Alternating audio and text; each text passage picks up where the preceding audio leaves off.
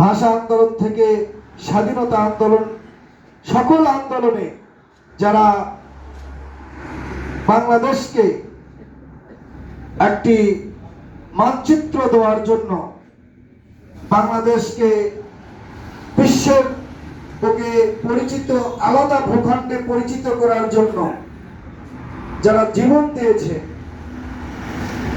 আমরা সেই সকল শহীদদের স্মরণ করছি, তাদের রূহের মাগফিরাত কামনা করছি। সবাই বলি আল্লাহুম্মা আমিন।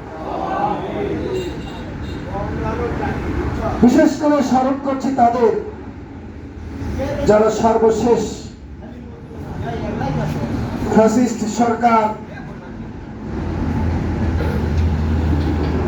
উৎখাত করার জন্য এই বাংলার জমিনে যারা একটি নতুন একটি দিগন্ত মোচন করার জন্য